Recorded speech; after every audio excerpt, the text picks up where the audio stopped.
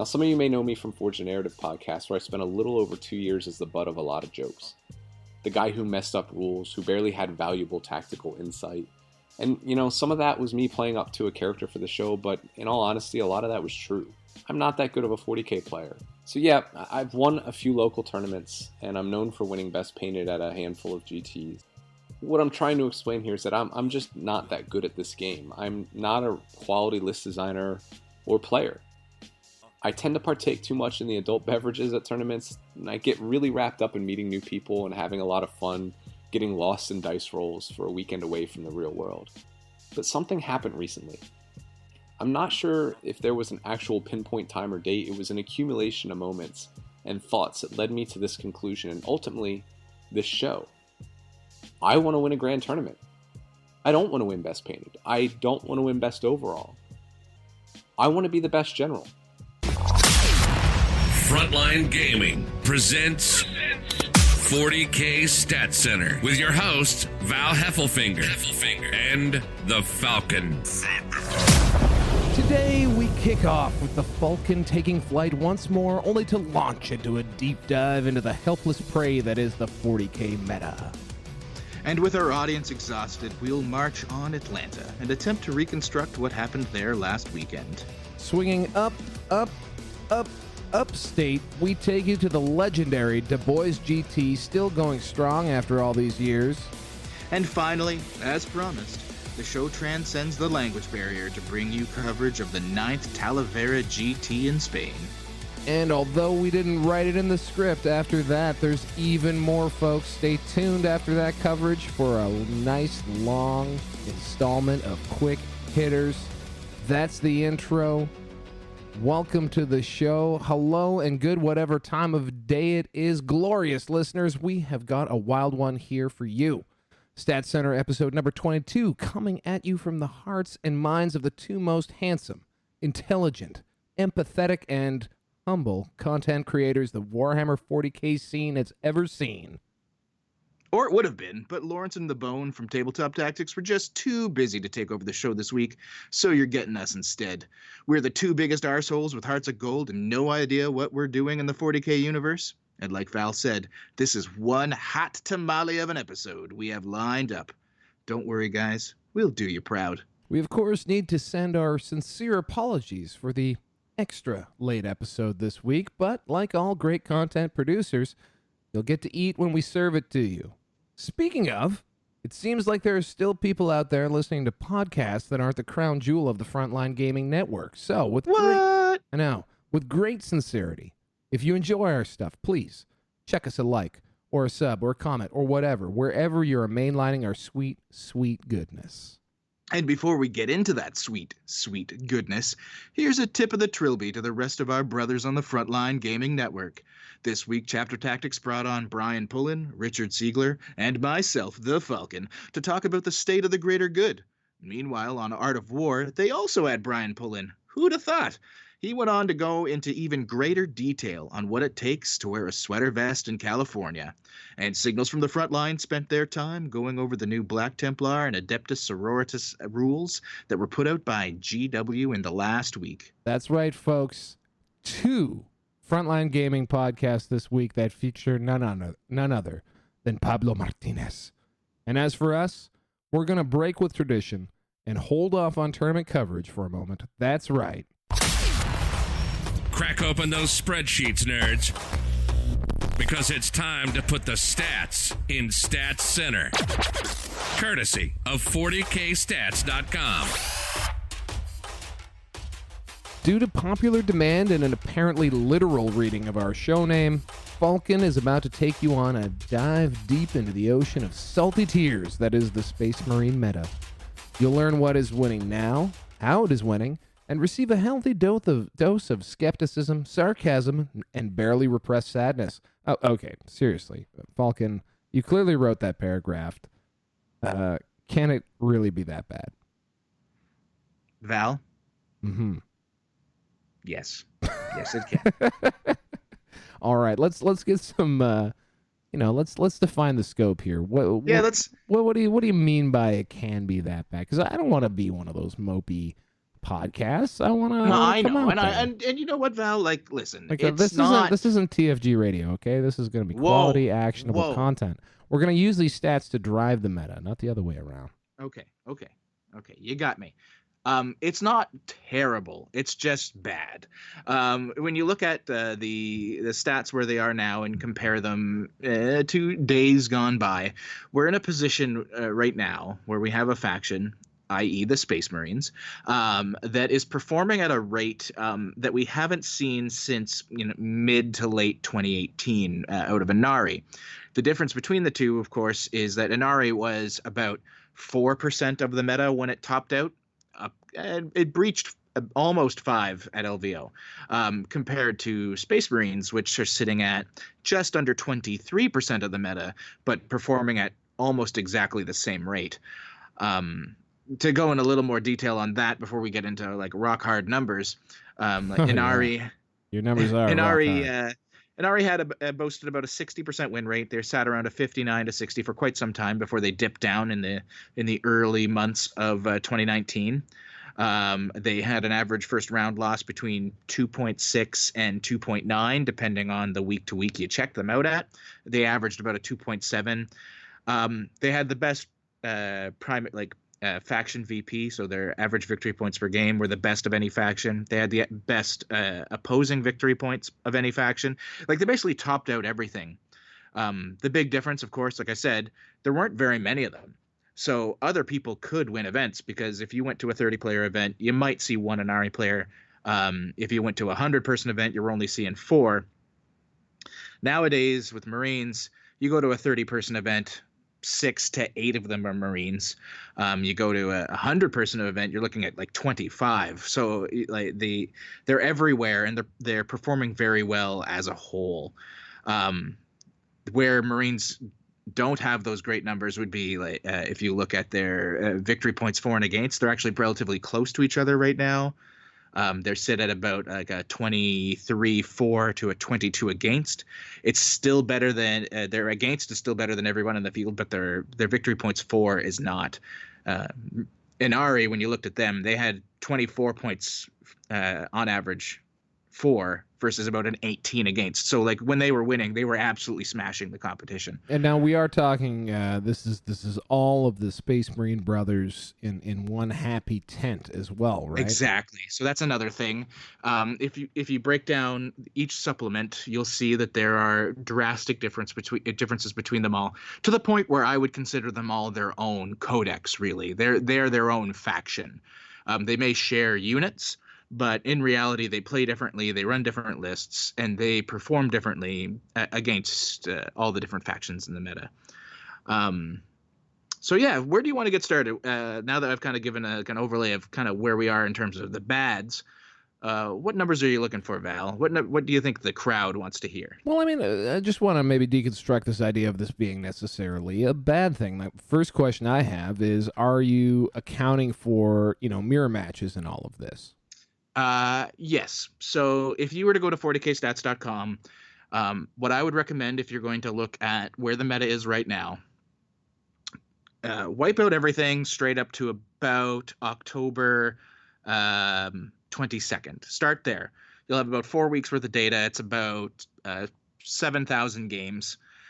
And that takes you out of the place where we had that Iron Hands kind of dominant 2 weeks that we did a whole podcast on, where they were at like an 80% win rate, ripping everybody apart. Yeah. So basically, before they got their FAQ, from the 26th second forward, essentially all of the events ran with the IHFAQ. So you get a better idea of how they're performing, how people are performing against them, and against the meta as a whole. And how big of a sample are we? Are we roughly equal on both sides of that ledger at this point? Like as far as games played? Yeah, so you're looking at about 6,500 games played post Iron Hands FAQ versus about, depending on what you want to use for a comparative. I like to compare to I just took, for what I'm going to talk about today, the 6,000 games prior to Marines even being launched. So I'm basically saying that from September 7th through to October 15th, that kind of 6-week period, I'm ignoring it because the game was in such a flux. Every week we were getting a new codex supplement release, every 2 weeks or so. Yeah. There were FAQs in there. So really that data, even though we had some really great events inside that data, it's not really super useful for determining where we're at right now, right? Because if you look at Ultramarines performed super well on the 7th through the 21st, but that was because they were essentially the only supplement as Ultramarines and White Scars. Iron Hands hadn't been injected, etc. Yeah. So aside from Marines, like if we're looking at the general meta here, has anyone else? I mean, because let's be honest. I mean, we're doing this show, and yeah, we're running into a lot of top table Marine lists and undefeated Marine players, but it doesn't feel like they're winning everything. No, so like, are there any factions that have actually benefited from the new Marine meta? Sure, and there definitely are. So, just to give the Marine numbers, given like my babbling about like for a preamble, Marines right now they make up 23% of all lists. If we look at that last 6,000 games, 4 weeks worth of data, it amounts to about 20 events. They have a win rate of 60% once you remove the mirror, like basically dead on 60%. They have an average first round loss of 2.37, which is very high, but it isn't the highest I've ever seen by far. So overall, they've been performing way better than they were if you look at the pre-Codex, when they had an average first round loss using the same time frame, about 6,000 games, of a 1.84, a win rate of about 51%, and they were making up between 7 and 8% of the meta. And some of that is a lift you saw the week before the Marine supplement was released, as people kind of started bringing them back out. Mm-hmm. Other factions that have gained out of this, basically all of the power armor factions that had been kind of underperforming for some time, have gotten a boost, with the exception of Blood Angels, which has basically remained the same. Yeah. So if you look at Dark Angels, the 6 weeks prior to the Marine release, the 6,000 games, so they were looking at about a 32% win rate, 31.9. They're now sitting at a 42. Look out! Was that a little slice jump of humble pie I just saw you swallow down? So if they had gone from a 42 to a 52, sure, I would take that. But when you go from being the absolute worst by a long margin to being like third from the worst, I don't know. This does represent. I mean, going from 31 to 42% win percentage, that does to me represent a like zombie arm dramatically reaching above the hole in the ground, and just maybe the forearm is up above ground. And I like it. I like it. Now, to be fair to me, because I still despise everything Dark Angels, with the exception of Cypher, because he's the only true Dark Angel. They only make up a little over 1% of the meta to this day. So they were at about a 1.6 prior. They're down actually to about a 1.3% since the Iron Hands FAQ. So we're not talking about a lot of people trying to bring these guys out. Yeah. And the one thing I will say is that with these Dark Angel players and Space Wolves as well, the people that are bringing them out are the people that are, they're trying to make this lump of coal shine as best as possible. Right? So you got addition by subtraction, right? You're getting some pretty decent quality players that are like, can I make this work? And that's, what? I have all the respect in the world for that. Space Wolves, also a big winner. They've gone up 8%. They went from a 36 to a 40, almost a 45% win rate now. Still only about 1.5% of the meta. But, these little increments, Space Marines, they had a big jump as we expected, like 7, 8, 10%. We've seen Sisters of Battle get a bit of a jump, but they make up such a small percentage of the meta that I would almost discount it, because even like one player has a good performance, that's going to jump their numbers. So, and also we're getting into sort of, you're right, it's really a story of power armor getting the lift. Grey Knights, Death Watch, both get a bit of a positive uptick. And then there's two here that are not insignificant bumps. No, Tau, I've seen about a 3% lift. And we've been talking a little bit about this, and a lot of podcasts and players have talked about like this Tau we've been saying Tau Resurgence, I think, for, I don't know, like 3 months. I keep hearing it all the time, and I've been on a lot of podcasts where we've been like, Tau are the new thing. And then, 3 weeks goes by, they don't win anything for a while, and it's like, well, maybe they're not. Maybe it's just Richard Siegler. It's like how all top players have always said they're most afraid of orcs. I just never got that. Yeah, yeah, it's a weird thing because Tau have definitely been a performing army, but they're a very difficult army to play, particularly like at a competitive level.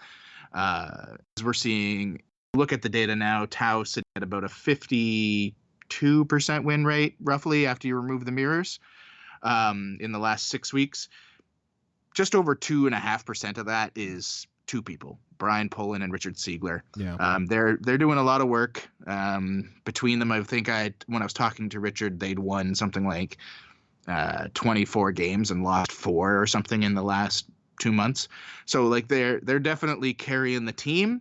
It's not to say there aren't other Tau players that are doing well. We'll talk. I don't know if we got a clip from Evan Stump this week, but he won a GT this week with Tau.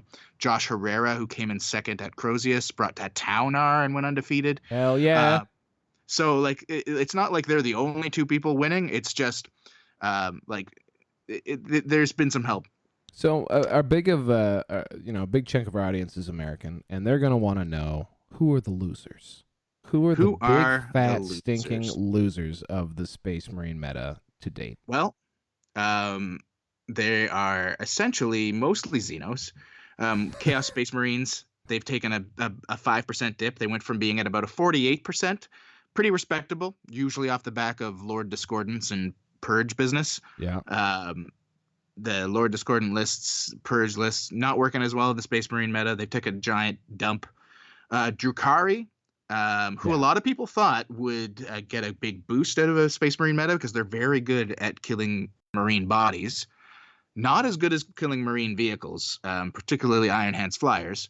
And because of that, they've also seen about a 5% decrease. They're still holding strong. They're at about a 48.5% win rate. If you remove the mirror, they're just bordering on 50. So they're not terrible. They're still like a competitive book by my standards, at least. That's also just feels like a bit of a stunner to me, Yeah. I wonder if they went. I'd be curious to see how the Dark Eldar list approach shifts. Because I figure, like, if you were running, like, some of those, like, massive Homunculus Covens lists that are durable and can eat things that fly, I don't know, seems like it might be legit.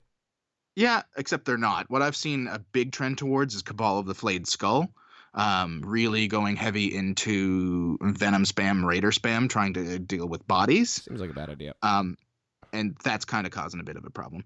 Still, if you look at some of their other stats, like their average first loss, it's still above 2. So, like, which is usually my signal for this is an army that's still doing well. Having that average first round loss, anything higher than a 2 is generally a good sign. They're sitting at about a 2.1. So things are definitely not bad for them. Probably the 2 armies that have taken the biggest hits have been Gene Stealer cults and orcs. Yeah, they went from being scary, scary beasts to not as scary whatsoever. Like, orcs still have a pretty respectable 48% win rate, 49 really when you consider the mirror. But that's like a 5% dip from where they were. They were actually doing so well. They were bordering on a 54% win rate going into the Space Marine meta. They'd had a lot of really, really strong performances. Richard Kilton had pulled off a couple wins. A number of other players, Nick Sutherland, had been kind of dominating that weird Texas meta for a bit. So like there was a lot of good results coming out of them. They had an average first loss of 2.36, which is very high. It's kind of where Marines are right now, actually. They've dipped below 2. Gene Stealer cults, the same. They were performing even better.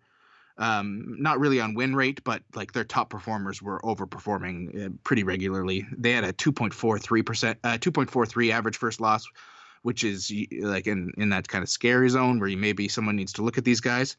They're down below 2 as well, so they took a big hit. Imperial Knights, for the first time since they have launched, are below a 50% win rate. That's big. That's crazy. Yeah, they're sitting at a 48 right now. It's actually, if you remove the mirror, They go down slightly. They go down to like a 47.9 or so. So they're actually hurting. They're hurting pretty bad. Imperial Knights getting into chump status. Yeah, and I think the thing with that is the Housecraft list doesn't perform as well as it used to, and that was kind of what was carrying Imperial Knights for a long time. Near the end, just before we got into the Space Marine meta, House Tyrannus Knights had started to take a big lift across the pond. Mm-hmm. They're still performing decently well into Marines. They have a decent win rate into Marines, but they don't have as much popularity. We're still seeing a lot of crass lists, and they just aren't performing. The other thing about Imperial Knights is they've often been more of a gatekeeper list with just a couple people able to successfully run them. And you can see it in their average first loss. They were at like a 1.98. They're only down to a 1.96 despite having taken a huge hit in their win rate. And that's kind of just because they're losing in the early games. They're just losing more frequently. So now they're losing game 2 and game 3 rather than, losing game 2 and then continuing on to have a decent performance. Yeah. And are you seeing just, before we move on, maybe to, what, who the real, shining spots of the Astartes meta are you seeing any sort of reactions? Because I am noticing too, like both Genestealer cults and orcs lost a good chunk of the basically the field share. They both dropped 1 1/3% in total amount of players actually using them. Are you noticing the players that are remaining starting to react a little bit to this? Those guys who are sticking to their guns, and we can think. Off the top of my head, I can think of prominent players who have been in these factions. Stephen Pamprine moved to Astartes. Nick Nanavati left Genestealer cults for Astartes. Those that remain, has there been any sort of reaction to this? Not. I would say yes and no. So if you look at some of the guys that are still running orcs, the freebooters list, which had kind of been seen as like an off meta, could potentially win an event, often with 4-1 list, that's essentially disappeared. You don't see freebooters at all, except at the very bottom. So like Ben Jurek, etc. They've kind of moved to a more standard list, the kind of the list for orcs, double or triple shock attack gun, Death Skulls, either brigade or battalion, with some Evil Sons and some Bad Moons in there. Anthony Birdsong has been performing very well for a long time with his 18 or 15 smasher guns. Yep. He's still running that, doing very well. He has specifically stated that he has a hard time with certain Marine builds. Generally, Iron Hands are a hard time for him, and a couple others, just because even his close combat stuff, if they hit Iron Hands Intercessors, the Iron Hands Intercessors pick up way more bodies than the orcs do in a lot of those matchups. So it really hurts them. And yeah, a lot of the rest have dropped off completely, like you said. A lot of the top Genestealer cult players outside of, say, Sweden, they've kind of disappeared. Sweden still loves their Genestealer cults. Carl Abramson still running them very well. Yep. Alex McDougall on the West Coast just clubbing baby seals to death. But he's running the NIDS, BC meta. He's running NIDS primary though, isn't he? Yeah, he's running 1,100 points or so of NIDS and then 900 points of Genestealer cults.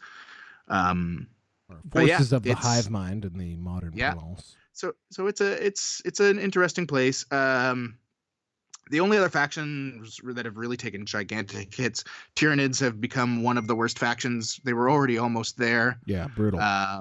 They took a big hit outside of, Alex McDougall, who's running kind of like a 50-50 split. And then Custodes, who went from being on the verge of somebody needed to talk to them, at times getting up into a 57-58% win rate with that triple Caladius list, now down to 51. All the bandwagon jumpers have sold their China cast models. They've dropped. They were up to 7% of the meta at their peak. They're down to 3%. So 4%. Over half their guys have dropped them. Just we're done here. Still sitting pretty at about a 52% win rate after you get rid of those nasty mirror matches. But that's still a 4% drop in win rate. They were at a 2.43 average first round loss. They're down to a 2. They used to have a very high T-whip that was running at about 12% to 14, so about a 2-to-1 ratio for what they were doing. Their T-whip is now roughly on par. So I believe it's sitting at about a 4% of late compared to 3% of the meta. So like they're still winning. Cameron Bowler pulled off a pretty good performance very recently with a triple Cladius list. There was a fellow whose name I completely forget. I believe he's part of hashtag Wrecked. That went 4-0-1 at SoCal before he lost his last two games and got crushed by like Steve Pamperine. Got hashtag wrecked, did he? Yeah, got hashtag wrecked by White Scars. But still, like the list still works. It just doesn't work against a lot of the really good lists out there. So shifting gears, maybe let's have a look at some of the other data you're doing. Now, earlier you were talking about how, I mean, we are in that data set just comparing, Astartes as if it's one thing, but really they seem to be performing more like individual books on their own. So what does the actual breakdown of Astartes lists look like? So the breakdown right now, if you look at Astartes, about 40% of Astartes lists are Iron Hands. Even with the nerf, they're still the most popular by far. Keep in mind, we're still very early in the Salamanders and Imperial Fists metas, and one thing that seems to be very clear out of it, particularly with Salamanders, is people are kind of waiting with bated breath for an FAQ before they go deep into that hole. Yeah. They don't want to get hit with the same thing you saw with Iron Hands. So you're seeing very few Salamanders lists. Imperial Fists, especially across the pond in the UK, they're definitely making a storm. The Warhammer World GT, I think 5 of the top 6 were Imperial Fists, and the one that wasn't was Crimson Fists. And I mean, that's an event that has like one piece of terrain per table, but whatever, it's still like they're playing them for a reason. But if you look at what the data that I have, yes, Iron Hands just under 40% of Marine lists. Ultramarine sitting at about a 19, which should be expected. They're kind of the poster boys. Raven Guard have jumped up to 18% post IHFAQ. More players are starting to figure out lists that make them happy with Raven Guard, and they've actually seen a lot of improvement. White Scars sitting at about a 10.5% of that group. Imperial Fists climbing. They're almost at 9. And then the Crimson Fists, Black Templar, Salamanders, they make up the rest. And we'll have to see. I imagine we'll see a lot more Salamanders once we get an FAQ, specifically on that self-sacrifice stratagem, because a lot of people want to build their lists around that. But if it gets nerfed into oblivion, then they won't. Yeah. And maybe they're hoping GW doesn't realize it's broken. And then, things will be terrible. Anyway, so how are they performing? Took the words Iron right Hands, out of my mouth. They're at a 2.63 average first round loss. Compared to the rest of the field, they make up 27% of T-Whip. So when you compare them to everybody else, not just Marines, 27%. They have a 27% T-Whip. So that means 27% of all players in the field who get to 4-0 are playing Iron Hands?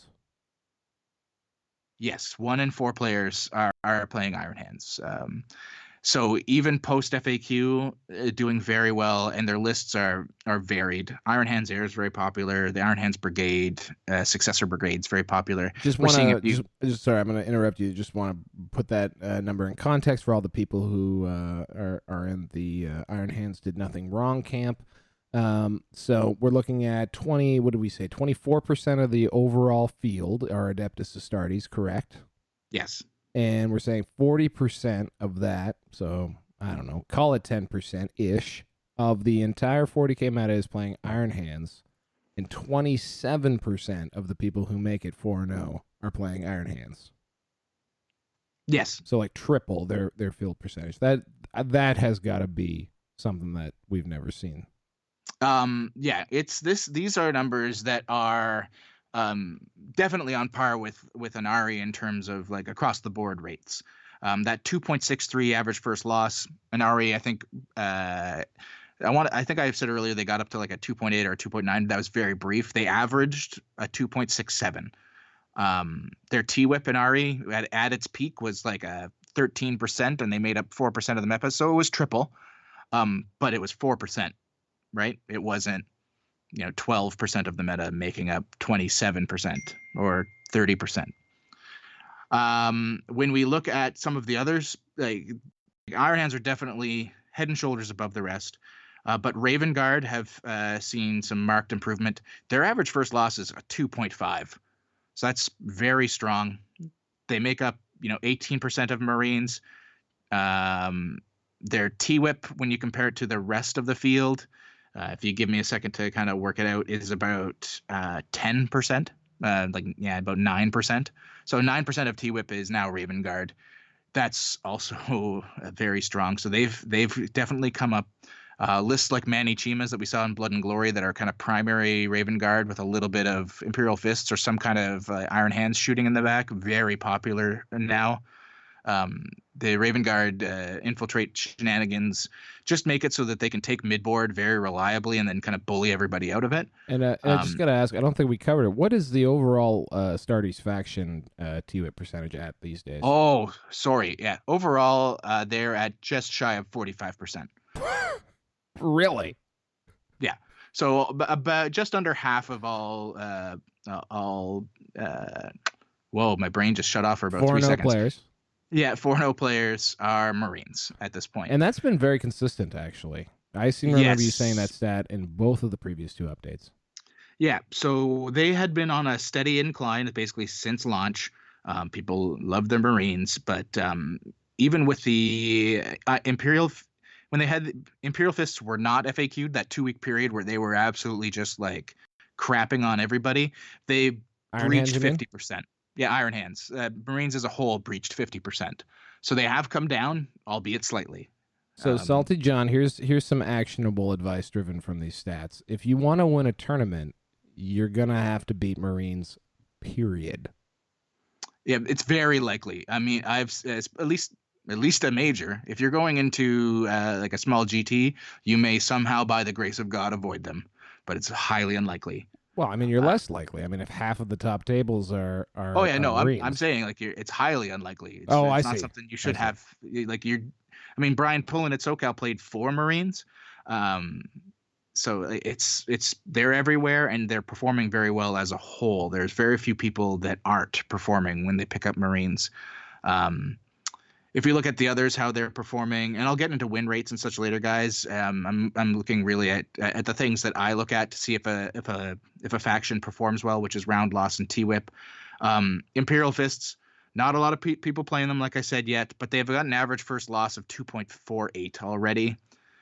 They've got a T-Whip of 6%. They only make up 9% of Marines, which make up 40%. So they're at about 4% of all lists. Underperforming. That's good. All right. Case closed. Yeah. Marines aren't OP. Yeah, 2.48 first loss is nothing to worry about.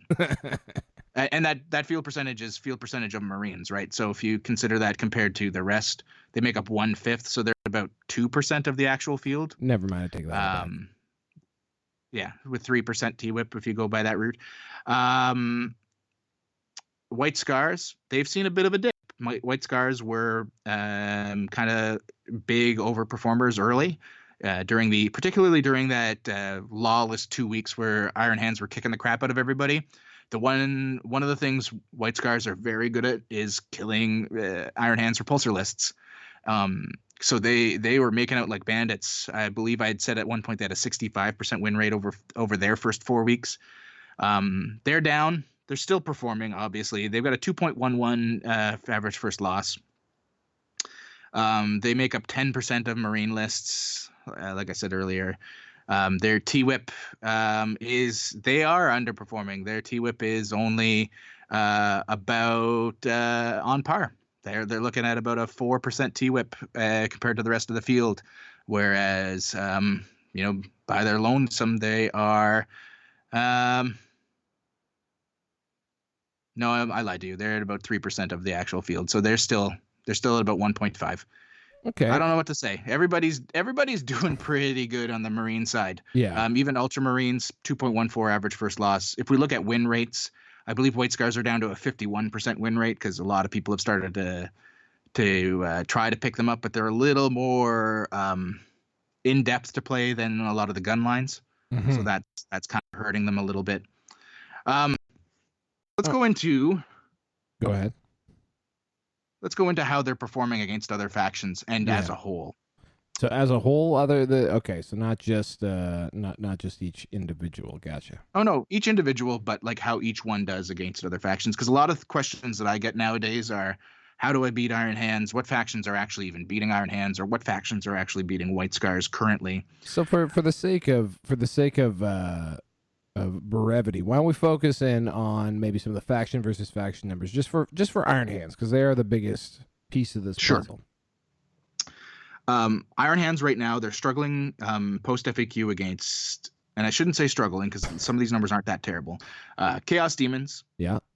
It's about a 60-40 split for the Demons. They're winning about 60% of their games. And Harlequins, but they've only had 6 games. However, Harlequins have won 5 of those 6. So Harlequins doing pretty well into that. And the average Harlequin list right now, you're looking at Soaring Spite, Skyweavers, or Dreaming Shadow if they want to go kind of like a more mono sub-faction list. You get your couple Death Jesters with a Solitaire. And that's basic. And then you mix in a couple 100 points of Drukhari or Eldar for flyers or whatever you fancy. But that's kind of your standard Harlequin main list. They're doing pretty well, the few that have met up with Iron Hands. Basically, everybody else, I mean, Gene Stealer Cults they have a 47% win rate over, which means like there's a 1-game differential. So it's really, it's about a 50-50. That's basically everyone else post Iron Hands FAQ is like at a 20 or 30% win rate or less against Iron Hands. Interesting. What about the other Space Marines themselves playing into Iron Hands? Does anyone have? I mean, you mentioned earlier that White Scars was an early candidate for being. They were. So pre FAQ, they were winning. The majority of their games against Iron Hands. Post FAQ, they've met 15 times in the data that I've had. Iron Hands have won 9 of those 15. So it's not a ton of data there, but 3 match differential. Other than that, the Iron Hands have kind of had their way with everybody else. They've met Imperial Fists 8 times, won 7 of those 8 games. They've met Ultramarines 22 times. They're 15-5-2 against Ultramarines. They've won all of their games against Salamanders for what that's worth. Raven Guard? Raven Guard, they've met 25 times. They've won 14, lost 9, drew 2. So there's 60% win rate against Raven Guard right now in this kind of. Yeah, I mean it's not all doom and gloom. I mean, if you're running like AdMech or Imperial Knights, it's a little more doom and gloom, I'd say. They don't like that. Eldar getting absolutely stomped by most Iron Hands lists. They only have about a 28% win rate against Iron Hands, and that's over a good 40 games. And yet, Asturani were one of the guys who actually, one of the factions that got a little bit of a lift in the Marine meta. That's interesting. If you look at Marines as a whole, there's a couple factions that are actually performing better against the other ones. It's just Iron Hands that they have a struggle with. Yeah. Eldar are one. They actually have it's basically close to a 50-50 versus Marines as a whole. I believe they're ahead by a game or 2. And Necrons have one of the best win rates against Marines in this post IHFAQ, which I've been talking about for a while. But other than with Iron Hands, Necrons are actually performing very well against essentially all of the rest. Thousand Suns as well, same idea. If it weren't for Iron Hands, they're winning the rest of their games against Space Marines. So those are 2 lists. Now, the Thousand Suns may be a little bit of TJ Lanigan. Yeah. He's kind of repping the primary Thousand Suns now. He had been doing Chaos Demons, but he's kind of switched because he's got that Magnus in his list. We'll talk to him later. But yeah, like Marines as a whole, Necrons, Thousand Suns, and Eldar doing okay to good. Harlequins as well. They have the best rate into Marines, but there's not a lot of Harlequins players, unfortunately. And it makes sense because Skyweavers are really good at killing vehicles in a lot of Marines lists, or killing things that are tough to kill, like with decent toughness values. Those Skyweaver jet bikes, they do work. So to bring it all home here, I mean, looks like maybe the wave has crested a little bit on certainly the field percentage. Yes. You know, I was calling 40%. I don't know. Maybe we'll see something nuts at LVO. I know I'm thinking immediately like, well, I have no choice. I have to run Iron Hands. Maybe that will be the meta call others make. But do you, where do you see things shifting here? Is it just up to the wild cards of Psychic Awakening to shift this? Are we going to be seeing more of this kind of, you know, overall dominance, or, you know, how do you see things happening? I mean, you never know what's going to come out of Psychic Awakening. The rumors are that everybody gets basically a very small lift, and it's not enough. We've seen a lot of the previews for Psychic Awakening 2. Chaos Space Marines do get some pretty, you know, tasty buffs, I would say, from what we've seen so far, even just from GW. The Night Lord's no fallback stratagem looks fantastic if you can get a unit in there. Some of the Alpha Legion stuff, once they errata it so it actually works, looks pretty fun. Yeah, like it's possible that that there's something in Psychic Awakening that will kind of shift things a little bit, but I don't think anything shifts enough. A 60% win rate is something hard to come down from without another kind of like arms racy broken faction to come out. Maybe Sisters of Battle does that. That Miracle Dice rule is potentially extremely good. Mm-hmm. Like on paper, it's amazing. It just depends on how the rest of the codex plays out. So we'll have to wait and see there. If that's the case, hey, we might be in a Sisters of Battle and Space Marine, duel for a while. But otherwise, I don't see much changing until May. I really don't think we're going to get that being the next big fact. Yeah, like because chapter approved, we know it was written 6 months ago. So most of the stuff that's going to get fixed there is stuff that wasn't working 6 months ago. And then you're going to see some stuff that probably doesn't need to be nerfed anymore get nerfed. We'll see. We'll see. Maybe. I mean, like, there's a hope. Of course, there's always a hope. I mean, playtesters were grumbling about this, in the spring of last year. So, so that would have been roughly possible when they were writing chapter proof. So it's completely possible that they said, plague bearers are really scary right now for people, but they're not going to be in 6 months, so we're not going to touch them. And that would be great. But I just have a feeling that given the track record, what we've seen, probably not the case. That being said, GW did fix the worst of the Iron Hand stuff. I can't disregard all of the facts I've just laid out. I mean, even some of the stuff I haven't said, like Marines, it's a little thing I've said in a couple posts. In the first 4 weeks Marines were out, they had more undefeateds than any faction had in the first 9 months I recorded data of this year. Wow. They had 24 undefeated lists in their first 4 weeks. The next best had been Chaos Demons that had 20, and that was over 36 weeks of data. All right. Well, on that happy note, why don't we wind this one down?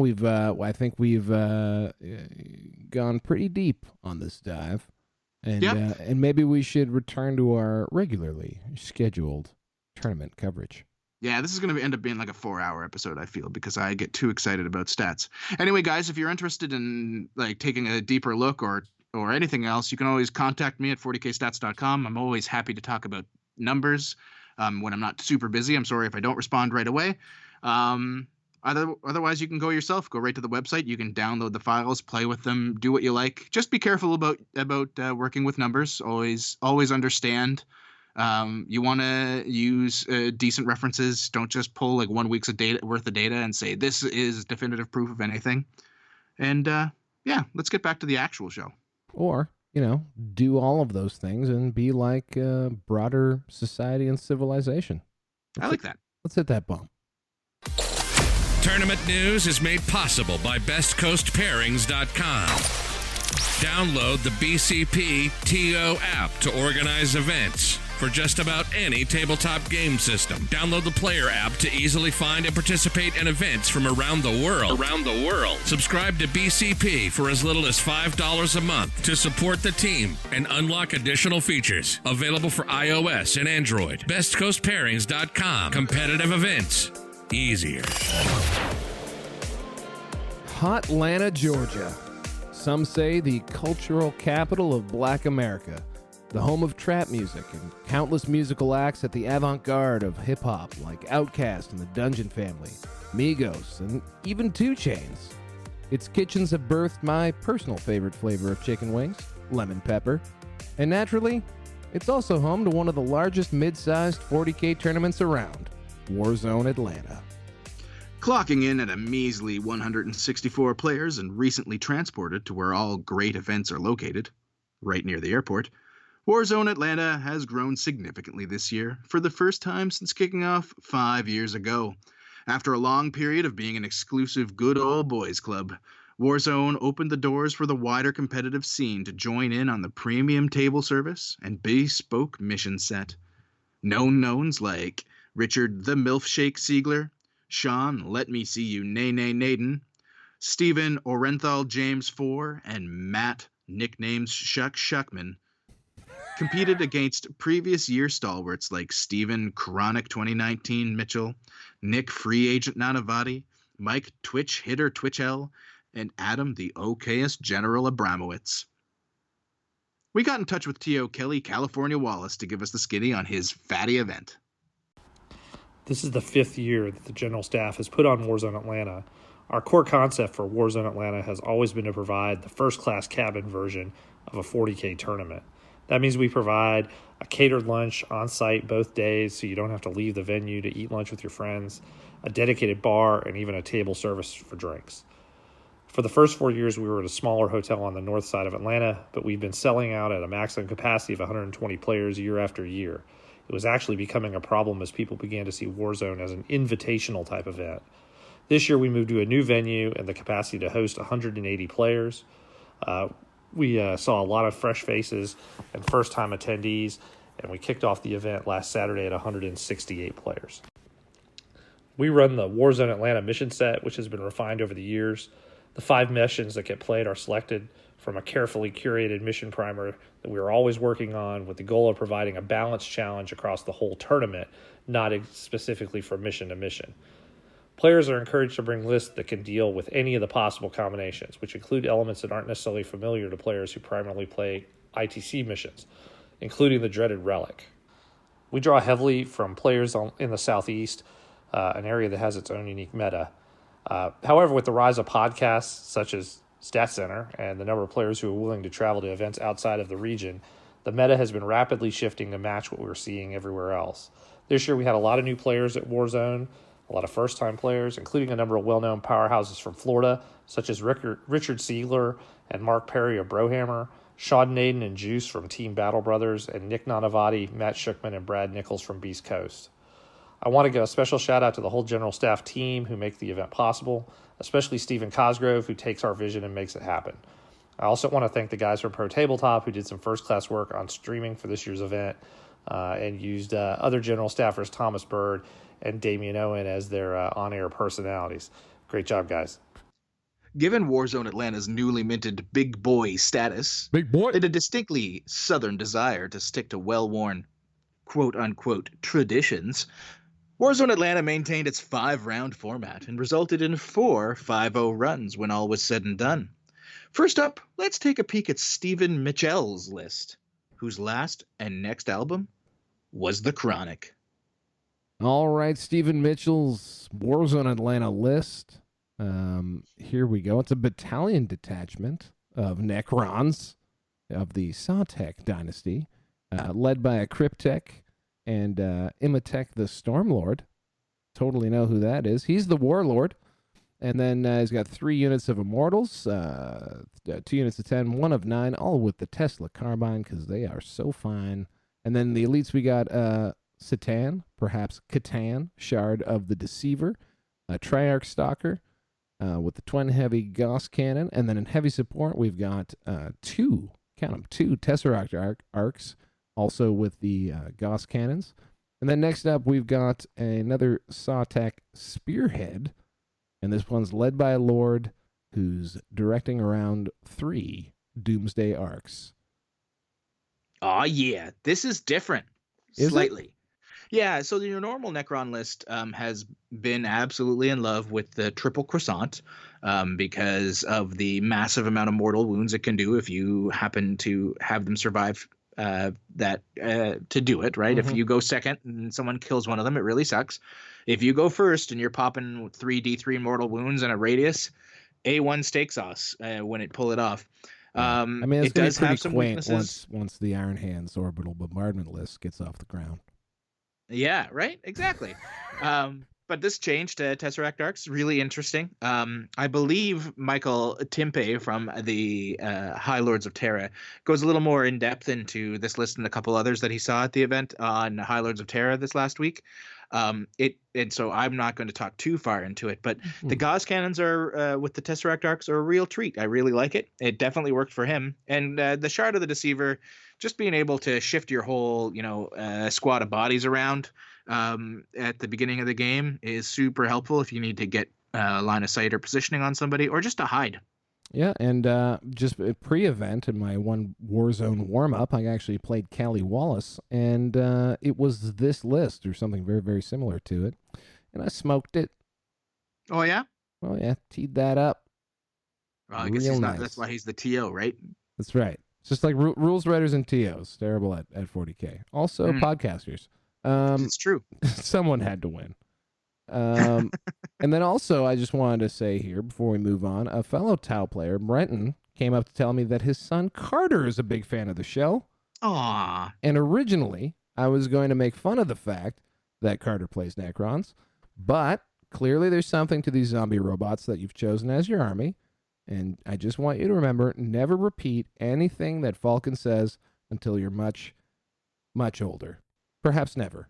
Oh, f*** off. I'm a fucking role model. A picture of fucking serenity in a sea of... In fourth place, there was Nick, totally not Sean Naden Gower, running a charming Eldari list. Let's have a look at his tech for the event. So Nick Gower ran a Cabal of the Blackheart Battalion. He had an Archon in there.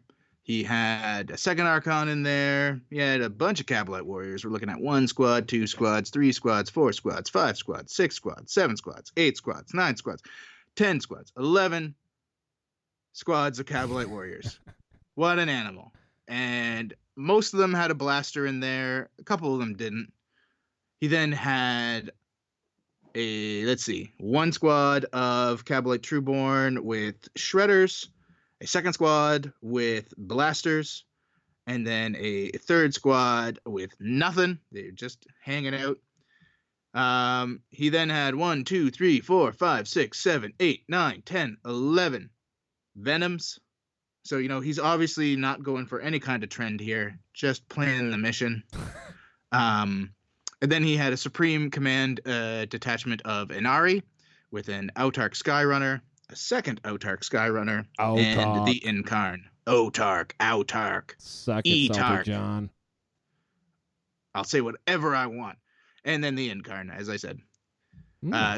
Now, Warzone Atlanta did not use the Psychic Awakening rules, no. I believe. Yeah, so he had to pay full price for that Incarn, the full 337, like a chump. No wonder he came in fourth place. Nick Gower, your list is cancer, but I love it. Absolutely. I mean, it's a delightful list. And on the Psychic Awakening trip, Captain Nene was definitely looking very much forward to the juice of Psychic Awakening. So yeah, from looking at his list, it seemed very much built for when Psychic Awakening came out, and then he didn't get that for Warzone. But anyway, we're not talking about Nene. We're talking about Mr. Gower. So why don't we pass it over to him, and he can tell us all about this nonsense. Hi, my name's Nick Gower. I played a Dark Eldar Yannari army at Warzone Atlanta this past weekend. Is there anything special about the list? I was running 11 Venoms, the Akarn, and 2 Autarchs on jet bikes. My approach to the list was kind of swarm them with Venoms and use the Akarn and the 2 Autarchs as distractions and, units that could tie up scary shooting units while my Venoms dealt with everything else. What unit was my MVP for the weekend? I didn't really have a unit that stood out. I mean, all the units did their roles that I expected them to do. The Karn finally got his points back in one or two of the battles. But the biggest standout for this weekend and why this weekend went so well for me was because my blasters in all my units actually hit and wounded for basically all 5 of my games. They were average to above average almost every single match, which, considering most of my dice rolls for them normally whiff, it was a huge plus and one of the reasons why my army did so well. The highlights of the tournament was I got to play and meet so many people that I haven't met or played before. All 5 of my rounds was the first time playing against each individual, which I always find great when I play in tournaments out of Texas, because in Texas we have 5 or 6 tournaments and I see the same people over and over again, and it's great to see them, it's great to hang out with them, but I always enjoy going out to out-of-state tournaments when I do have the time and able to, and just meet new people and interact with them from various states, and just to see the atmosphere and see all these cool, relaxed, different people meeting and playing this awesome hobby. So that was probably my highlights for the tournament. Got to play in missions that weren't ITC, and I got to play with a bunch of great individuals, and I just had a blast all 5 rounds versus all of them. Now, if you were to ask Kelly Wallace who won Warzone Atlanta, I hope you have a few minutes. One does not simply win Warzone. No. There are, in fact, 3 top and equally weighted prizes, one of which, Imperial Envoy for Best Sports and Demonstration of Xenophobia, yours truly brought home in 2017. Warzone even caused a pissy fit on Comp 40K last year for awarding ITC points based not on pure battle, but on their overall winner, the Sigillite. This year, amongst such a crowded field of not only high battle points, but also generally amicable and skilled hobbyists, how could one hope to crown an overall sort of winner? Well, there was one man who would take this crown, and he's a man we've come to be as fond of as a sex on the beach ordered to our table from just a few booths over. The Tau Terror, the Floridian professor of illicit sex acts, the one, the only, the Sigillite, Richard Siegler. In terms of how my list has changed over time, in about the last 6 months, I've mostly been running the same list, with only a couple minor tweaks. So since Nova, I've added a 3rd Pathfinder team just to get that extra grav drone, and this is mainly because White Scars exist and the Snare Captain is very, very powerful against Tau. But other than that, I've largely kept the same concept and kind of just played around with the configuration of drones. So my highlight game for this weekend was, of course, my round 2 against Nick Nadavati. And if you haven't been able to catch that game, please check out the Pro Tabletop stream. It was an excellent, really, really tight game. And I ended up pulling it out at the bottom of turn 5 when the game ended. And if it had gone on, I think Nick would have actually got me. So it's an excellent, really tight game, a lot of swing points. I had a really good first turn, taking out a Thunderfire cannon and some intercessors, and then putting Nick's captain and a Tech Marine in a bad position. But Nick countered by killing a Riptide in his second turn, just down to that exact last wound. And then we kind of traded key units. I was able to kill the Redemptor. He killed another Riptide.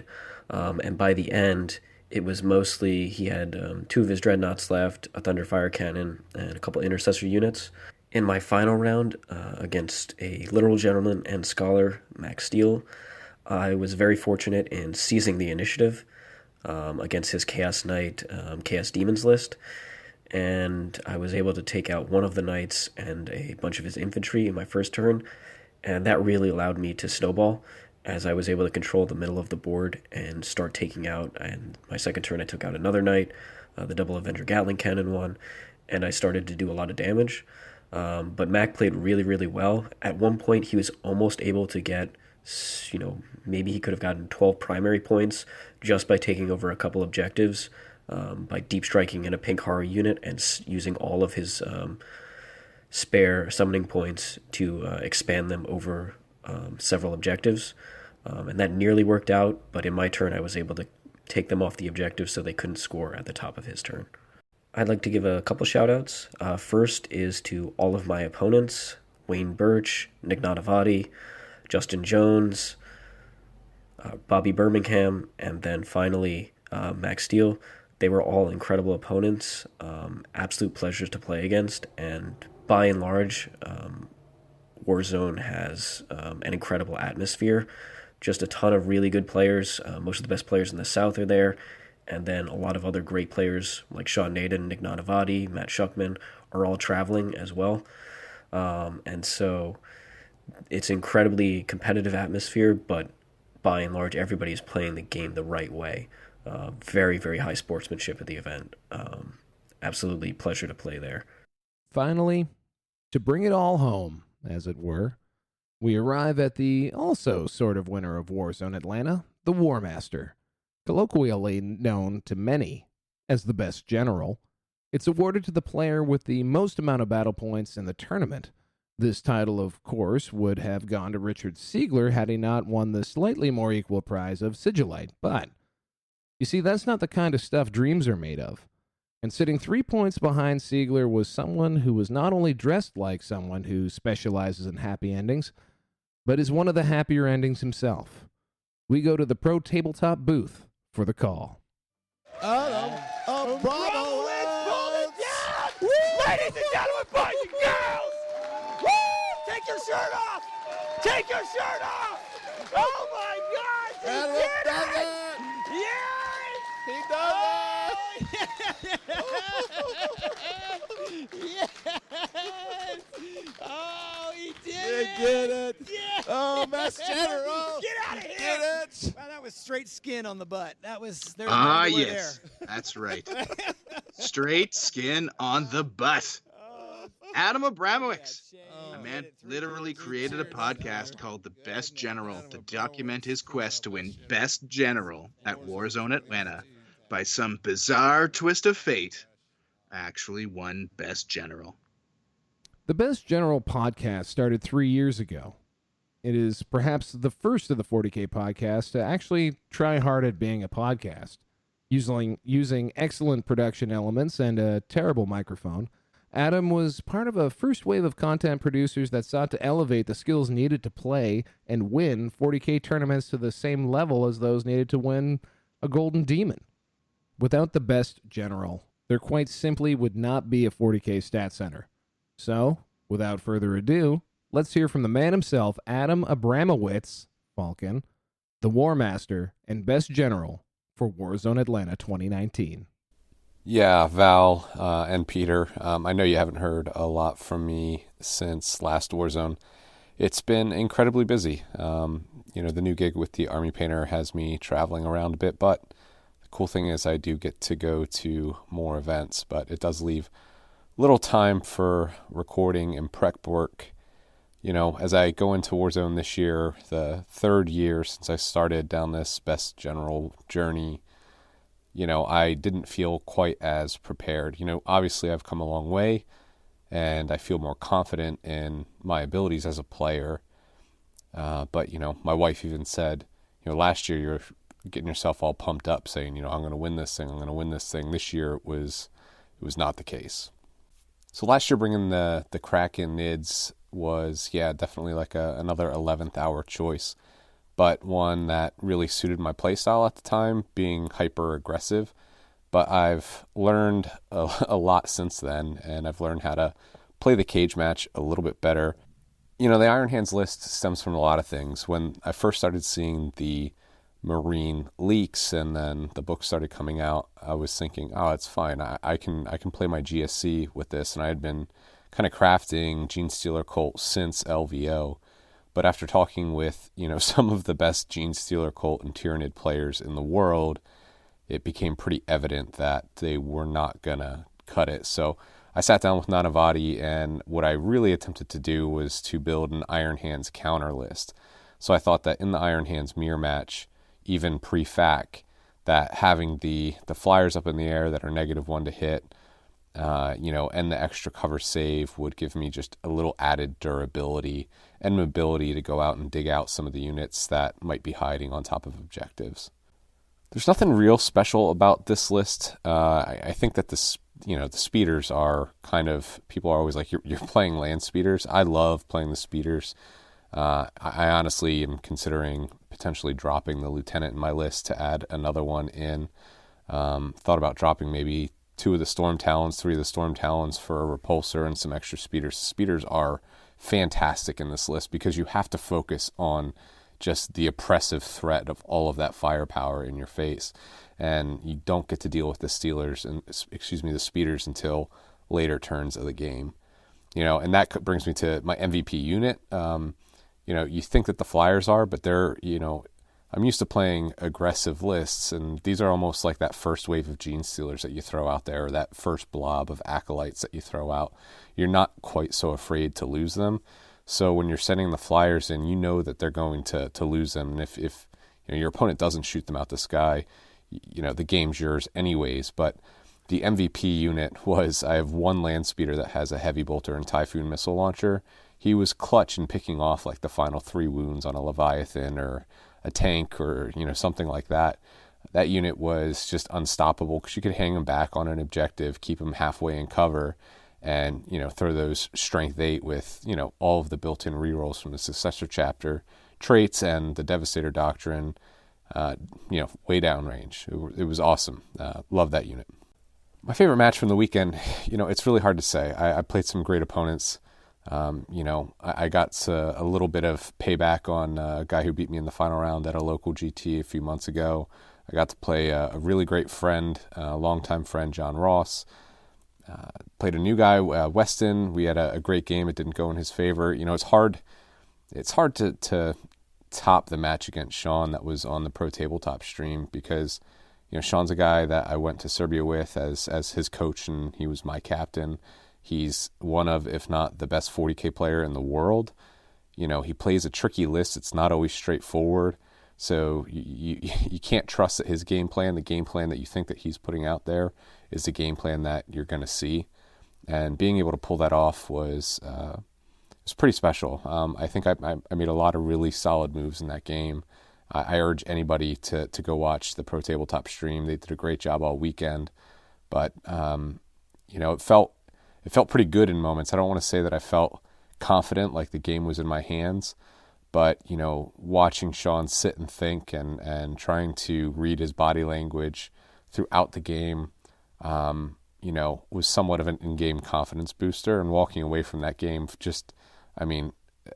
it felt like such a huge accomplishment for me. I'm still kind of baffled at how I pulled that one off. The top table match, you watch the round 5 coverage from Pro Tabletop. They do cut back to my game with David Fields, and that game has scary firepower. I played against a Centurion and Leviathan, Ultramarines gunline a couple times in the lead up to this on Friday, and it's got just nasty firepower. And I put myself into a hole early on. I knew I needed to stay out of range of the Centurions and the aggressors, and I think just coming off the game with Sean, I didn't have a clear head. It was probably the one moment all weekend where I really lost focus.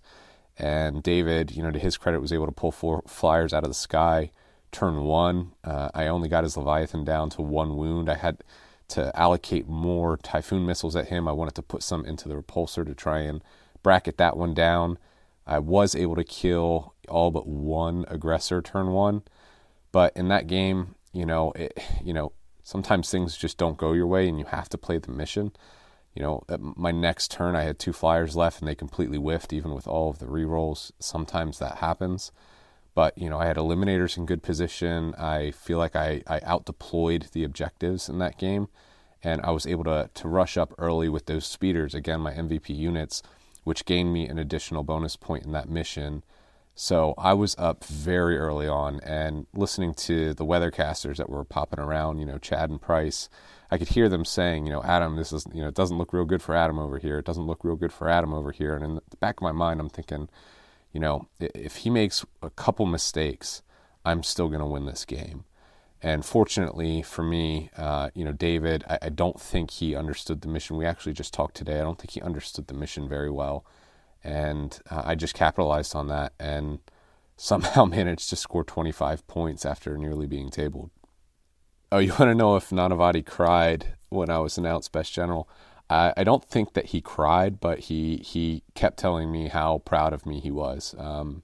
He just kept reiterating that. I think at one point he told me, I don't know what he said. I think he said that like it's it. Like you're accomplished now. Like you're a player, and that made me feel nice. I lost to him in a tight game last year at Warzone, and Nick's been a buddy of mine since I had him on my show the first time. We've traveled to events together. I convinced him to come down to Warzone last year, and he went out and told all of his buddies what a great event it was. And part of why I started this podcast obviously is because I wanted to prove that I could be better at this game and not just a guy who paints decently, that I could go out there and win some games too. And it required an awful lot of help, and I got a lot of help from the community, from Nick to Thomas Bird to Whitaker to, anybody that's been on the show, Mike Brandt, and to my Team USA teammates. I couldn't have done this without their help. And, I just want to say, mainly, thank you for the opportunity to have me on this show ever since you started. I remember when Val was just a wee little 40K nerd and reached out to me about my podcast, and we ended up getting to play at Warzone 3 years ago. And, it's great to see you guys doing this. I love Stat Center, and I think you guys are doing a great job. But I really want to thank everybody that's listened and cheered and kind of rooted me on this whole entire way. And also to the guys at Warzone Atlanta, Kelly, Stephen Cosgrove, the rest of the general staff. These are my club mates for sure. But I do think that they put on one of the best 40K events, if not the best in the world. And really proud to kind of represent them as their best general for at least this next year.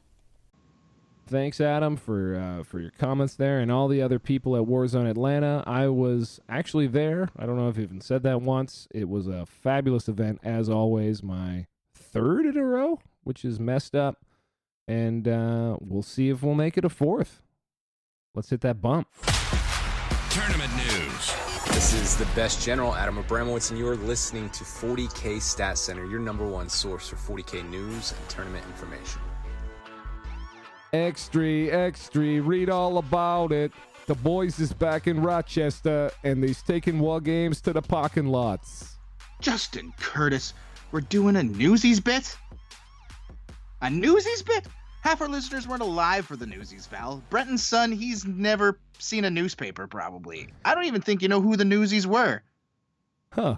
Hey, what are you getting at? Mister, you interested in the paper or what? I got to make a living here. Stop your gawking and get to getting. Okay, 100% we're not doing this, Val.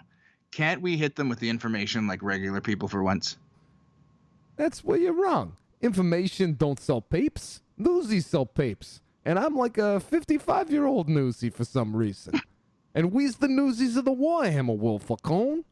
We make the headlines. You ain't famous unless you're on Stats Center. And when you're famous, you can start your own podcast. And when you got your podcast, you get your own paywall. And then you have it all. That's the wargaming dream, man. That got weird. Mildly accurate, but really weird.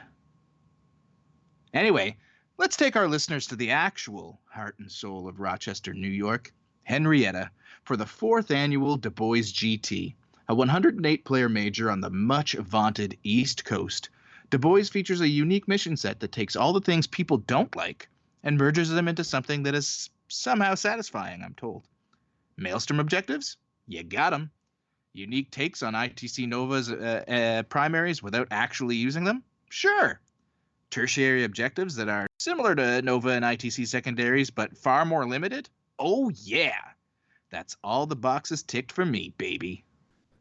A relatively stacked event, Boyz featured the likes of Ivanhoe Cho, Shane 1.21 gigawatts, and Anthony the Bird is the Word Birdsong, battling it out over, take some notes here, Warzone Atlanta, 6 whole rounds of Warhammer.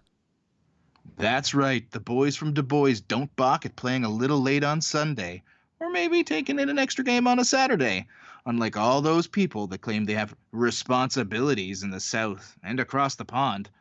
Wah, I'm a teacher and need to be back at work. Suck it up, be like Salty John and let your students wait. You probably teach history, so they don't want to hear from you anyway. We want to be treated to not 5, not 6, not 7, but only 2 to 3 undefeated players in an event.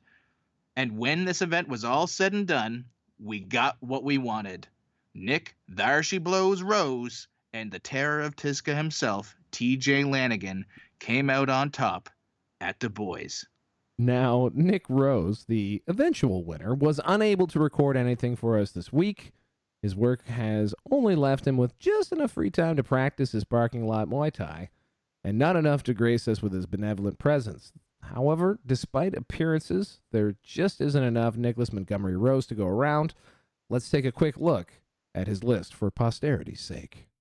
So Nick Rose, he ran an Iron Hands Brigade with Master Artisans and Stealthy as a successor, and he had the Indomitus Crusaders Specialist Detachment.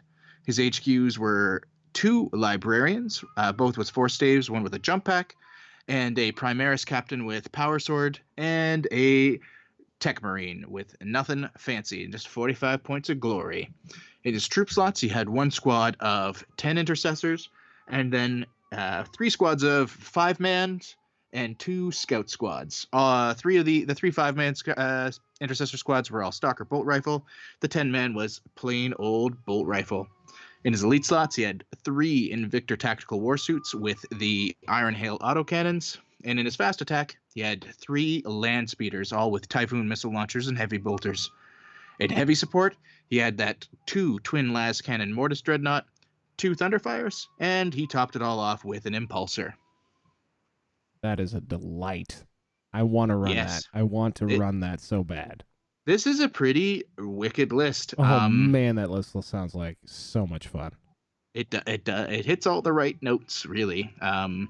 No flyers like you've seen from a lot of people, but it's got a lot of ground presence, and it's just like a really toolboxy list, and I like it. I like all of it. I wouldn't know how to use any of those tools, but damn it, I'm gonna field some sort of a brigade like that someday. Anyway, let's go to the clips. Nope. Bottle up your disappointment, people. Nick will be back. We have a very special report coming up over the next few months, and he will be a big part of it. That being said, we were able to get our hands on Mr. Second Place where it matters himself, TJ Lanigan, and he was happy to delve into just where his latest trip to the upper echelons of 40K has taken him. Let's take a second look at TJ's new Chaos hotness. So TJ Lanigan ran a Chaos Undivided battalion with Poxbringer, the Changeling, 10 Brimstone Horrors, 29 Plague Bearers, and a squad of 20 Plague Bearers. He then had a Thousand Suns Supreme Command detachment with Ahriman, 2 Demon Princes of Tzeentch, and good old Magnus the Red. And he topped it all off with the Poxbringer and 3 Plague Burst Prowlers in a Death Guard detachment. Absolutely lovely. Of course, we heard TJ talking about this list last week. Everyone loves to see Magnus. Why don't we kick over to him and hear how this tournament went for him? So, changes to the list. I was trying to get really skilled with the list that I had run in the last GT, so I really tried to take the same list and try to see if I could have the same results as the last tournament with basically the same list. Mm-hmm. So I really tried to just take the same list and basically just play around that list no matter what the mission or deployment or secondaries objectives were. And the missions for Du Bois this year were very similar to ITC, so there wasn't a lot of deviation. Maelstrom cards are different, but you got to take 6 of the cards out, so that kind of helped out a lot. And then you got to start with 2, so that definitely helped as well. So that definitely changed the dynamic of a normal Maelstrom deck. So for MVP, in a list that has a 445-point Primarch, I would have to give it to Magnus. But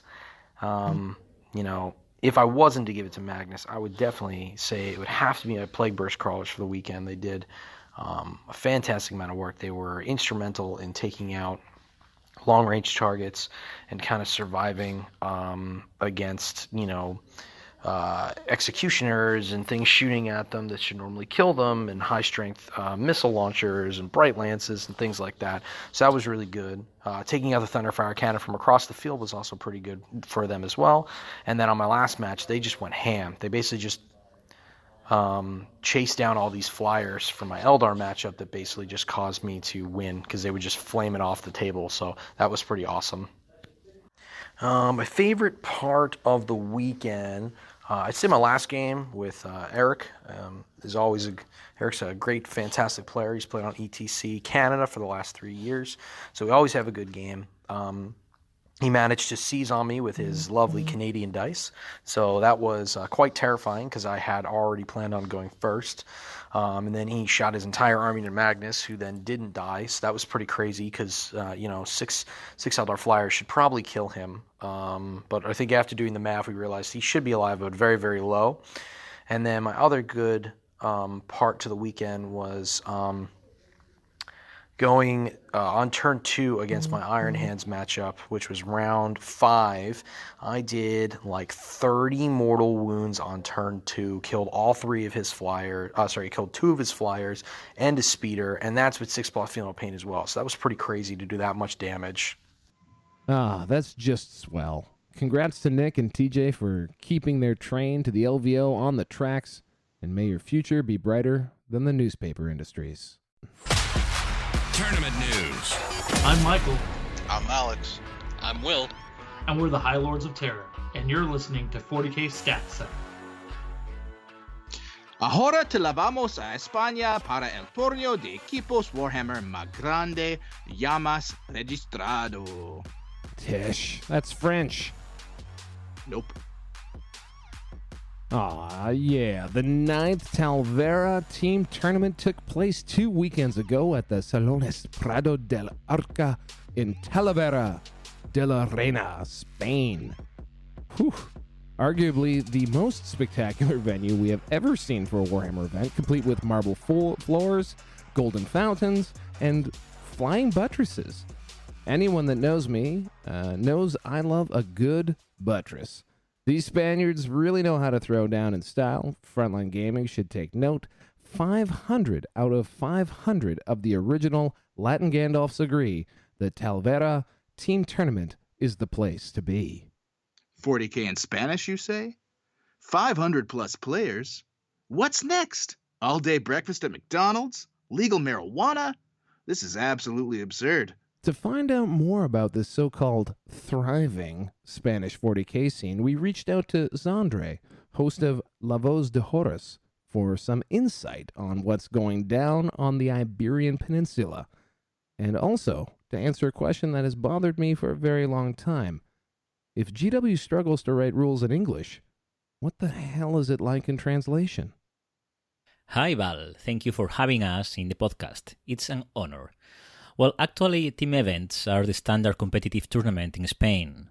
There is a long tradition with roots in the European Team Championship, so the most competitive players in Spain give priority to team events over individual tournaments.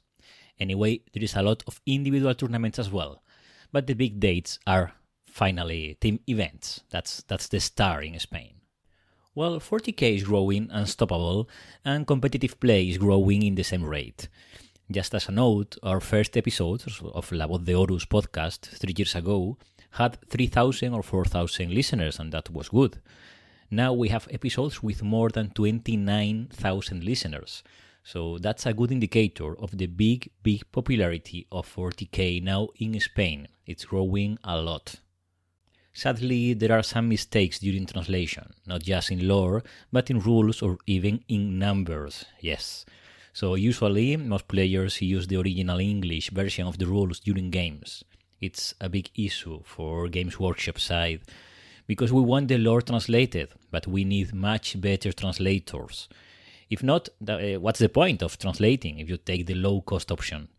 Customers will buy the English version, not the Spanish version, and then there is no point to translate. Hold on a second, Val. Did he say 29,000 downloads for his podcast? Yeah. Like one show? Uh-huh. What the fuck? If I knew we were going to have the Spanish Carl Tuttle on the show, I would have worn a better shirt. Heck, I would have worn a shirt, period. Also, in totally unrelated news, starting next week, we're going to be a Spanish-speaking podcast. If you folks want to continue slumming it with us in English, you're going to have to get those numbers up. Clearly, we are pandering to the completely wrong language group. Plus, we've been missing out on siestas this whole time. Anyway, let's speak with Fair, who was the TO of the event and also, like most Europeans, beat me at the ETC in 2018. Seriously, that's how much the universe hates me. Thank you very much for inviting us to your podcast. It is an honor for us. I'm Fernando. I'm a member of El Cobrador del Guaj. It's 40K club from Madrid in Spain. We have been doing this tournament since 2011, and this has been the 9th edition. In the tournament, we work a 40K club and a hobby store located in Talavera called Invasion. This year has been a challenge for us because we have managed to make the biggest 40K team tournament in the world and the biggest 40K tournament in Europe and third in the world, just behind the Las Vegas Open and Adepticon in Chicago. We're very happy with the result of the tournament. The reviews have been fantastic. The format has been ITC. Thanks to this tournament, that there will be a Spanish ranking, which has made us and the whole community quite happy. It is true that the result has been quite good. We hope to improve it in the coming years. As for the tournament, I can tell you that practically the total number of players are Spanish. Only 2 of 456 were German this year. We are a country of small distance, not like the USA, for example. Players from all over the country come to the tournament, including Islas Canarias and Islas Baleares. As for the meta game, we saw a lot of Iron Hands because the list were sent before the fact. Manitao, Force Wall was allowed, although we didn't see great things. Okay, thank you for inviting us once again. I hope my audios will be useful in your podcasts. Hooks. Bye-bye. Although I didn't know it was you, I remember our game perfectly. I was lucky with table and I was able to choose one with a lot of blows. Thanks to it, it was able to make a charge with Gen Stealers through a wall and you couldn't overwatch. I remember you as an excellent opponent as very, very nice game. In my defense, I did score 5 of my 6 points of the tournament versus Fair, and totally didn't deploy my army right next to a ruin to set up that blind charge from Gene Stealers. But, yeah. Let's wrap up our coverage of Talavera by bringing on the champions of the event, Team at Trespass. At Trespass. Merry at Trespass. Hi, I'm Javier, the Iron Hands player. Hello, and I'm Texas, the Drukari Craftworlds player. We are both regular listeners of your program, so we decided to participate together. Mainly, we want all of us to come with lists that we feel good to play with. We close the Iron Hands and the Tau list very fast. They will be our list to play with not very populated tables where they cannot shoot other armies. When the deadline was close, we took the decision to break our Astra Militarum list with the Blood Angels in favor to the Death Watch. With that, we have 5 lists that can fight well against Imperial Knights, and our Astra list will be the last option against these big machines. Adding indirect fire will improve its quality against hordes like Orcs or Genestealer Cult. When we saw the other lists, we thought that our lists were not the best. Our Death Watch plus Blood Angels list was full of Cyclone missiles to give it more punch against high soundness. Our Tau list was focused against Fly, because right now this keyword is very popular in the Spanish meta. For the Demons list, we made a big spam, changing the very popular Epitomet or the Demon Prince of Korn with more Thousand Sons Princes. Our Astra list was full of Valhalla infantry to shoot against combat and avoid Orcs and Genestealer Cult to trap units. About the Iron Hands and the Eldar list, we choose the most popular meta options: Ravagers, Executioners, Crimson Hunters. Our Death Watch list need table to perform, so most of the times we use this list as a first shield to take a good table for it.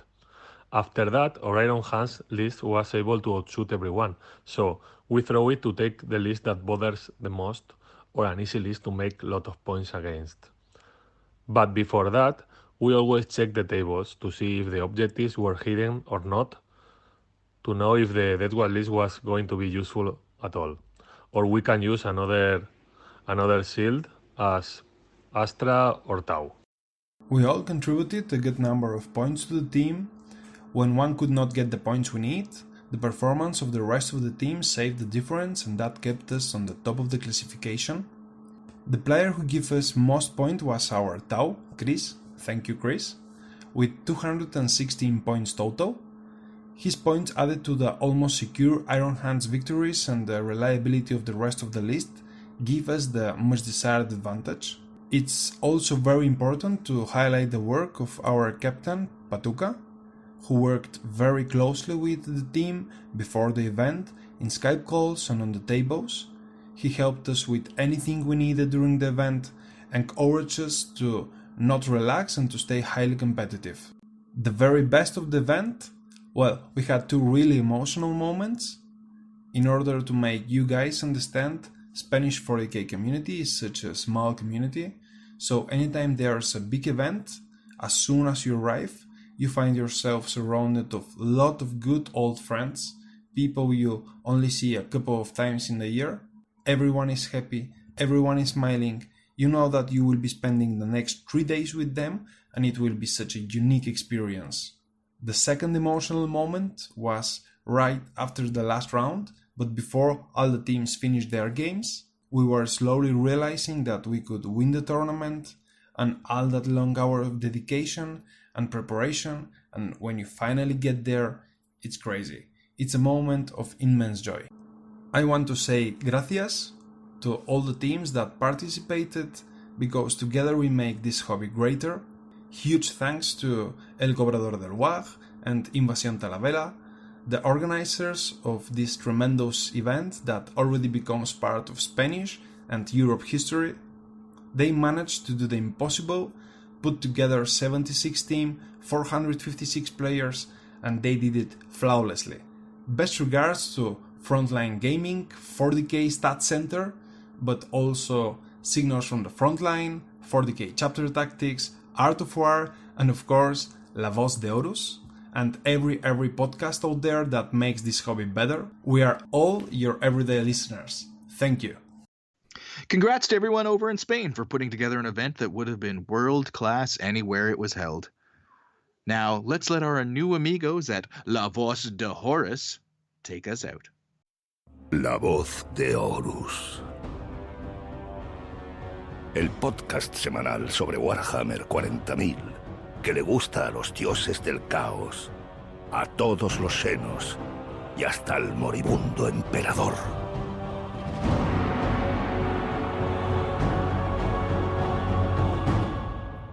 Bienvenidos al 134º programa de La Voz de Horus. Un programa con un título un poco rimbombante, y es que los torneos... Tournament News. Hola, soy Sandre de La Voz de Horus y estás escuchando 40K Stat Center. Let's hammer out some quickies and get to the good stuff. That's what she said. Ah, shut up. That is what she said. Okay, first up, for all the folks who didn't buy their tickets to Warzone fast enough, we had the Croziest GT 38-player ITC extravaganza in Charlotte, North Carolina. Kevin Papa Roach would end up taking it all with Red Scorpions as a Raven Guard successor. Cut my life into pieces and take it away, Kevin. Hello, my name is Kevin Roach. I won the Croziest GT ran by Field of Fire Games last weekend. I was running a Red Scorpion Raven Guard successor list that was using long range marksman and stealthy.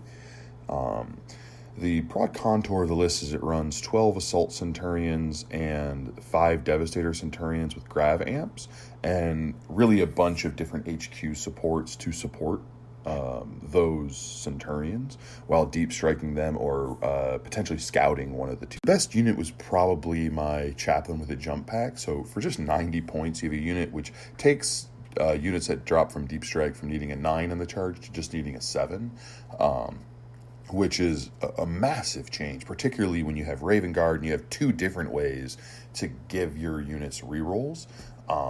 Now, having your Centurions nail their charge turn 1 is actually doubly important. Not only do they get to sort of paste an extra unit, but actually helps them with their overall problem, which is movement. So when they're only moving 4, making a 9-inch charge and then piling in and consolidating really helps them rocket up the board and stop opponents from really zoning them out. So my most interesting part of the tournament is actually something where things didn't work out so hot for me. I had lined up a series of charges against the new Mechanicus transports with all of my scouts. So I was going incredibly aggressive, saying I'm going to sort of tie up as much as I can because I knew my Assault Centurions were going to nail their charge. And I then proceeded to roll 9 ones in a row where on the charge roll. So I rolled a Snake Eyes in the first charge roll, Snake Eyes in the second charge roll, tried to CP reroll the Snake Eyes into still a Snake Eyes, failed 2 saves in the Overwatch with 1s, and then failed a 3rd charge with Snake Eyes. It was absolutely crazy. Next came Deceitful Enemies, a 36-player ITC event in Stockport, UK, where Marcus the Marquise of Hinson would eventually have his zombie knights shamble all over the opposition. What do you say, Marcus? So a couple of highlights from the weekend. Biggest one would be playing probably Vic. Recently won obviously the Glasshammer GT, and a couple of weeks ago an RTT managed to fill me in 15-5 when he got to show me what his Raven Guard and Iron Hand successor chapter does when it's all combined. This time I got to set up first. I understood how his list worked, so I managed to block off a lot of his deep strike, but wasn't able to manage stopping Vic from seizing me. And there's nothing like, in some respects, getting the final, what should be the final of the tournament out of your way round 2, where I managed to just about survive his deep strike to his always forward charge, and with my defensive deployment to allow me to sort of get past him. Although a couple of big highlights and shout-outs for the weekend would go to Vic, who recently won obviously the Glasshammer Open, and a couple of weeks ago filled me in on RTT by showing me exactly what his successor chapters all do as far as hits and damage. Field of Damnation was a 36-player 6-rounder that took place in the place renowned for the sourest of berries, Saskatoon, Saskatchewan. Oslin Headlock Milosh would be the only undefeated player to walk out of the event with Sisters of Battle, Imperial Fists, and a SEAL Team 6 of Salamanders. Our first real glimpse at the silly self-sacrifice Salamander stratagem solves the simple question of how to serve Siegebreaker siege cannons. My list at Field of Damnation was based around board control, creating pockets of zones that my opponent couldn't afford to enter, and then leveraging that to score Recon and King of the Hill. The Bloody Rose Sisters were phenomenal at that, just being an excellent counterattack source. +1 strength, +1 attack from Bloody Rose, plus a Preacher, +1 attack, and then Rapid Fire with a ton of Storm Bolters just gave me a ton of strength 4 shots and attacks to deal with anyone who comes too close. While the Centurions were the build-around primary damage, I would have to say the Seraphim were MVP. The durability gained from combining like their Angelic Visage ability, Celestine, and Indomitable Belief, as well as Fly, make them very powerful screen units when I'm the defender. And then their jump packs plus the ability to deep strike allowed me to both win a bunch of early secondary points with King of the Hill and Recon, and then also attack my opponent's secondary points by dealing with my opponents trying to score Recon, as well as killing engineers by double shooting them with Burning Descent, as well as the fact that they're just giving me CP by being the fast attack slot in the brigade. The highlights of the tournament, I would have to say, would be having multiple Knights explode onto me in different games, as well as orbital bombardments, just kind of blowing up a lot of my MSU units, dealing 20 plus mortal wounds. It's always fun to see just such a massive explosion, pick up so many models, and do so much damage to both players. Amiable Bright Penitent Rising was the darling of the real estate Warhammer crossover world this weekend. 29 players basked in the sunshine of Kamloops, BC, which is, yes, a real place, as Alex the Frugal McDougal would take down all who would oppose him. Last weekend, I won the Amiable Bright GT with my Tyrannid GSC combo. It's actually the exact same list that I ran at Attack X, which I also won. The only thing that's changed is I swapped out a Sanctus for a Killer Morph. And that is in direct response to the fact that Marines are a thing, and Jim was not at this event, so I didn't have to worry about his chaos. Broodlord, 36 Gene Stealers, and Ripper Swarms in one battalion.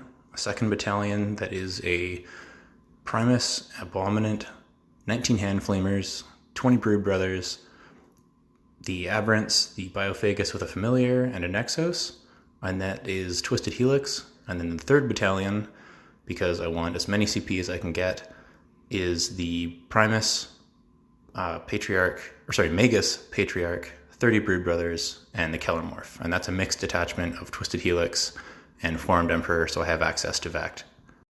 So having used these at back-to-back major GTs, I'm super familiar with the list, and I hadn't really been able to play against Marines proper. And I finally got that chance against an Ultramarines list and a White Scars list. And pretty similar to what I thought, the Ultramarine list, the shootier of the two lists, is definitely a huge problem for the list, or my army. And the White Scars plays fairly similar to Tyranids, and definitely gave me an easier game. That one, I was able to trade blows a little better. Whereas the Ultramarine list, I just kind of had to crack this horrible shell of 3 things overwatching at once and having Auspex and everything else. Kellermorph was definitely the right change from the Sanctus. In multiple games, he got all sorts of work done against different characters, or also just the fact that he can pick up 4 to 5 Intercessor Marines, or Primaris Marines in general, pretty quickly. He was also able to hunt down a Thunderfire cannon that I would never have been able to get to until very, very late in the game. And he was still fine against a Chaos list that I played, picking up a Demon Prince in 1 turn. So overall, the list is still going strong, and I'll see where it goes from here. And finally, Red Rock Exterminatus would just eke into the GT range as 28 souls would brave the consummate fear that comes from visiting Utah for more than a few minutes.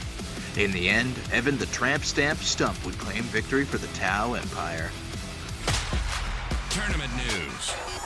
Hi, I'm Stephen Box from Vanguard Tactics, and you're listening to the one and only 40k Stats Center. Well, dear Falcon, it looks like that brings us to a conclusion. We're clocking in at over an hour and 40 minutes, and we got to look ourselves in the mirror and figure out how to not make such a long podcast. But that, I digress. Yeah, you know what? I like it. I love hearing my own voice, so You don't even listen to the show. Oh, you're right. But I still like it when I swear. That's true.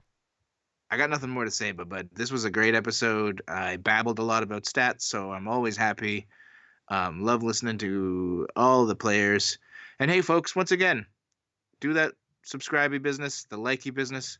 I did just start a Patreon for 40kstats.com, almost completely unrelated to this podcast. If you want to take a look, all those stats that I was bringing up, I do put a lot of effort into them.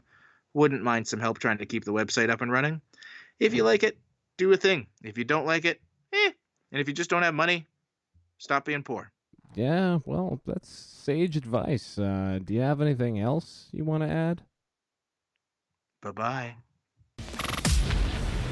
This has been 40K Stat Center, a presentation of the Frontline Gaming Podcast Network. Like what we do? Subscribe to and rate us on YouTube and wherever podcasts can be found. Join the conversation. Follow 40K Stat Center on Facebook. You can also support the show directly by joining the Chapter Tactics Patreon and competitive 40K in general via the ITC Patreon or by grabbing a subscription to BCP.